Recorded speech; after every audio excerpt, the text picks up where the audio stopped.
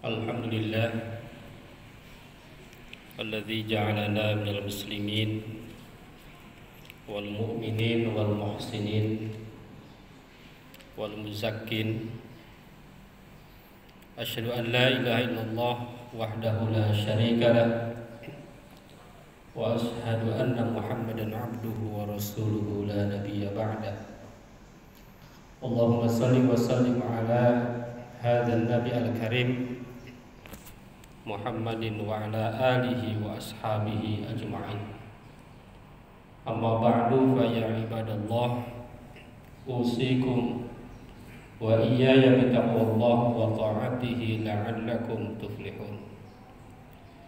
A'udzu billahi minasy syaithanir rajim. Bismillahirrahmanirrahim. Khudh min amwalihim shadaqatan tutahhiruhum wa tuzakkihim biha wa sholli 'alaihim sakanun lahum wallahu samii'un 'alim. Shadaqallahul 'azim. Puji syukur kita panjatkan kepada Allah Subhanahu wa taala yang telah memberikan nikmat kepada kita semua. Salawat dan salam semoga selalu tercurah kepada panutan alam, baginda tercinta Nabi besar Muhammad sallallahu alaihi wasallam. Mengawali khutbah ini, khatib ingin mengajak kepada kita semua, marilah kita meningkatkan keimanan dan ketakwaan kepada kita dengan cara melaksanakan ibadah-ibadah, baik ibadah qauliyah maupun ibadah af'aliyah ataupun ibadah maliyah. Pada kesempatan ini khatib ingin sedikit sharing mengenai ibadah yang paling cukup dilupakan, paling kecil dilaksanakan oleh umat Islam, yaitu ibadah zakat, terutama zakat mal. Kalau zakat fitrah insyaallah 99% umat Islam sudah melaksanakan. Hadirin jamaah Jumat yang berbahagia, sesungguhnya Islam itu hadir sebagai solusi atas permasalahan-permasalahan, termasuk permasalahan ekonomi. Di dalam Islam sudah ada instrumen untuk masalah ekonomi yang kalau dilaksanakan ini sungguh luar biasa, sangat dahsyat, bahkan bisa jadi penyelesai berbagai masalah-masalah ekonomi umat Islam, bahkan mungkin rahmah bagi seluruhnya. Karena menurut sebagian ahli tafsir, yang dimaksud lil fuqara'i wal masakin di situ tidak harus muslim, walaupun diutamakan yang muslim.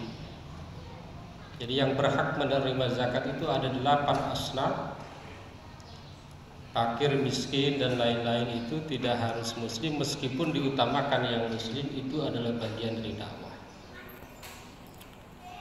Namun memang cukup ini membuat kita berpikir, bertafakur. Zakat termasuk lemah menurut laporan statistiknya. Dan ini memang sudah pernah ada bintik-bintiknya terjadi di zaman Abu Bakar. di mana di zaman Abu Bakar ini umat Islam sudah mulai ada yang memisahkan antara sholat dengan zakat. Sebagian umat Islam atau sekian persen umat Islam sholat tetapi tidak zakat. Makanya Abu Bakar ketika dilantik menjadi khalifah, yang diucapkan adalah, aku berperang kepada mereka yang memisahkan antara sholat dengan zakat. Hadirin jamaah Jumat yang berbahagia, padahal 82 kali di dalam Al-Quran selalu Allah berfirman ketika ada kata sholat pasti ada kata zakat. Itu di dalam 82 tempat di dalam Al-Quran.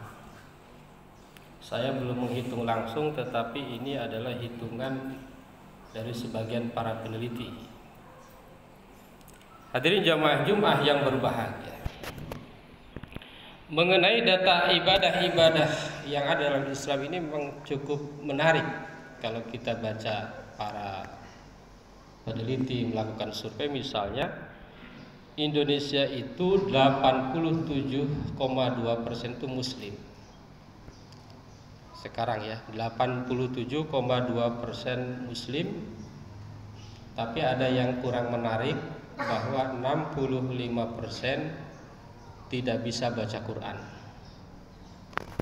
Jadi di antara lahan dakwah kita itu adalah bagaimana bisa membaca Al-Quran.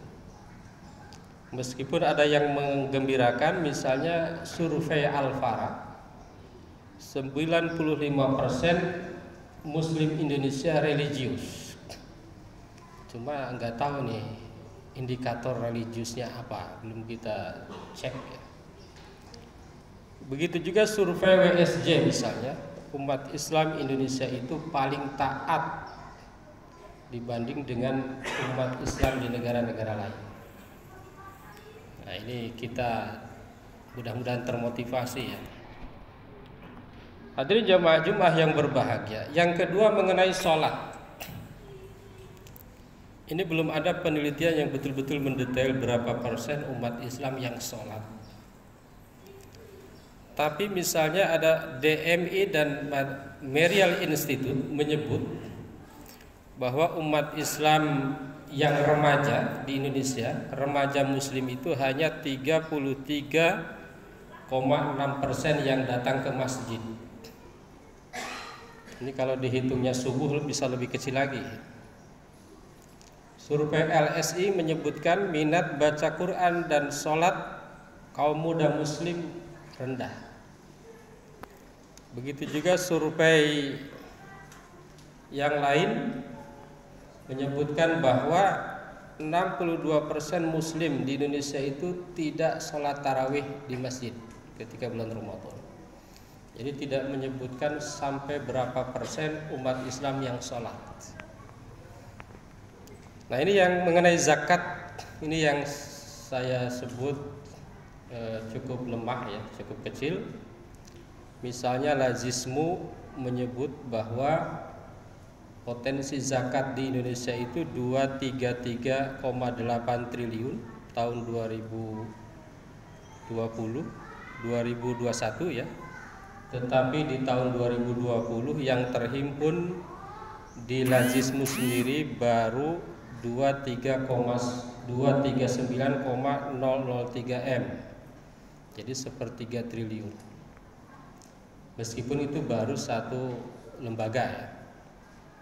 Ini yang lebih menyeluruh. Tahun 2022 Baznas menyebutkan bahwa potensi zakat Indonesia itu 327 triliun, 327 triliun, tetapi zakat yang terkumpul baru 17 triliun. Meskipun mungkin ada juga orang yang zakat tanpa melalui lembaga atau tidak terlaporkan, bisa saja. Tetapi kalau kita lihat masih agak kecil ya, sekitar 5%. Mengenai ibadah puasa misalnya, ini cukup menggembirakan jamaah Jum'ah yang berbahagia, alhamdulillah. Makanya saya sering bacakan ayat puasa itu, kutiba alaikumusiyam, menggunakan kata diwajibkan, tidak wajib bagi kamu berpuasa, enggak. Tidak, Allah tidak berfirman dengan ungkapan kata perintah berpuasalah, enggak. Tetapi Allah bilang, Allah berfirman kutiba alaikumusiyam. Ternyata puasa ini termasuk paling tinggi. Di Indonesia jumlah penduduk dunia itu ada 7,3 miliar. 7,3 miliar. Muslimnya ada 2 miliar. Jadi muslim belum mayoritas ya, tapi ada 2 miliar yang puasanya ada 1,8 miliar. Yang puasanya ada 1,8 miliar, yang gak puasanya banyak, 200 juta sedunia tapi ya. Jadi puasa ini termasuk tinggi. Begitu juga dengan ibadah haji. Di Indonesia ini antri ibadah haji menurut statistiknya kan 5,1 juta. Ya, lumayan tinggi ya. Apalagi umroh itu dalam 1 tahun tidak kurang dari 1 juta orang umroh. Jadi kalau yang umroh itu antara usia 20 sampai 70 misalnya ya, artinya 50 kali 1 juta, 50 juta orang, artinya yang umroh termasuk haji itu bisa mencapai 25%.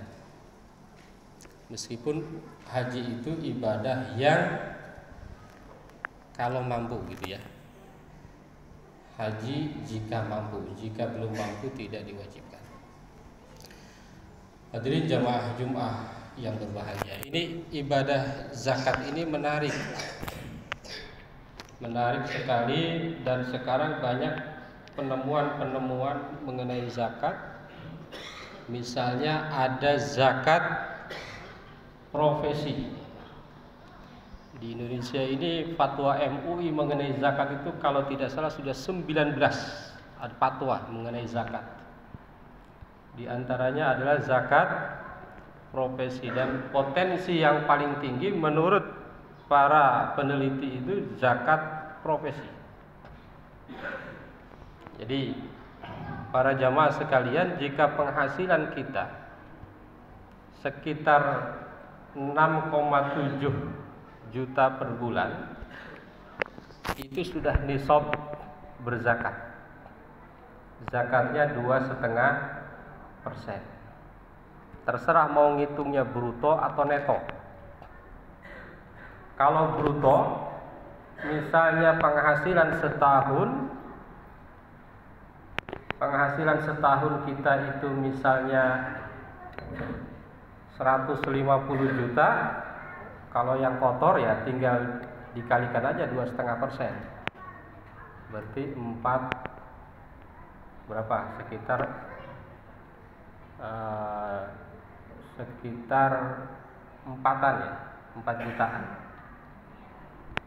Kalau mau menghitung neto, dikurangi dulu biaya BBM ya yang sering naik ya kan, dikurangi biaya BBM, dikurangi servis kendaraan kita, dikurangi biaya hidup kita, baru kemudian dikalikan 2,5%. Misalnya penghasilannya 150, tetapi yang dikurangi kebutuhan tadi tinggal 10 juta, kalikan aja 2,5%. Hadirin jamaah Jum'ah yang berbahagia.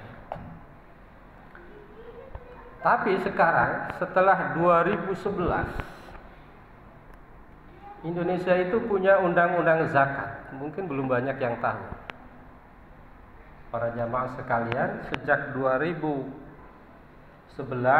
Indonesia memiliki undang-undang zakat, di mana undang-undang zakat itu mengatur tentang amil zakat terutama. Jadi kalau kita menjadi muzaki itu nggak ada syarat-syarat. Yang penting punya uang, punya harta, kita mau berzakat bebas. Tapi kalau amil itu ada syarat-syarat. Gak boleh sembarangan orang gak ngerti apa-apa mengenai zakat menjadi amil. Itu gak boleh. Nah, di dalam undang-undang itu luar biasa, ada aturan-aturan. Misalnya, di Indonesia tidak boleh sembarangan memungut zakat, tetapi harus melalui lembaga resmi. Sekarang ada namanya Bajnas. Ada Bajnas pusat, ada Bajnas provinsi, ada Bajnas kabupaten kota. Di bawah Bajnas ada UVZ namanya, Unit Pengumpul Zakat. Nanti ada juga LAZ, Lembaga Amil Zakat. Itu harus ke lembaga-lembaga itu. Jadi selain lembaga-lembaga itu tidak boleh memungut zakat, karena sudah ada undang-undang yang mengatur, bahkan itu ada konsekuensinya. Jadi ketika lembaga yang tidak resmi memungut, itu ada konsekuensinya. Meskipun resmi, kalau ada pelanggaran keuangan, ada konsekuensinya. Ini luar biasa dan menarik. Mudah-mudahan dengan adanya ini nanti menjadi semakin sadar kita, zakat kita ini akan banyak memberikan dampak. Jadi zakat itu bukan hanya sekedar kewajiban, tetapi dampaknya harusnya luar biasa. Dampaknya itu mereka yang mendapatkan zakat, yang mustahik zakat, sebetulnya targetnya adalah ke depan mereka yang akan bisa membayar zakat juga. Jadi dengan zakat itu bukan berarti orang yang miskin tetap suruh miskin, bukan. Justru dengan zakat itu bagaimana zakat itu menjadi produktif, yang tadinya mustahik menjadi muzaki. Sebetulnya itu targetnya. Yang tadinya mustahik menjadi muzaki, nanti ada lagi mustahik menjadi muzaki lagi, dan seterusnya. Jadi zakatnya itu kalau sendiri-sendiri tidak akan banyak dampak, tetapi kalau dikelola dengan baik, dikelola dengan jujur, dan umat Islam sadar membayar zakat, taat atas aturan zakat, insya Allah zakat itu akan menjadi solusi bagi umat. Hadirin jamaah Jumat yang berbahagia, mudah-mudahan kita diingatkan pada hari ini, mulai sekarang, mudah-mudahan kita meyakinkan diri kita introspeksi diri kita, agar kemudian ke depan ketika kita sudah nisab, kita akan membayar zakat sebagaimana perintah Allah Subhanahu wa ta'ala. Amin ya Allah ya rabbal alamin. Barakallahu li wa lakum fil Qur'anil azim wa nafa'ana wa iyyakum ma fihi minal ayati wa dzikril hakim. Aqulu qouli hadza astaghfirullahal azim.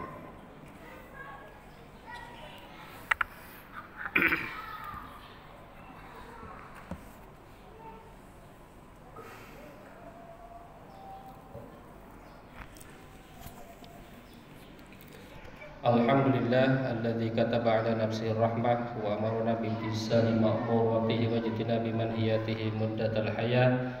Asyhadu an la ilaha illallah wahdahu la syarika lah wa asyhadu anna Muhammadan abduhu wa rasuluhu ila yaumil qiyamah.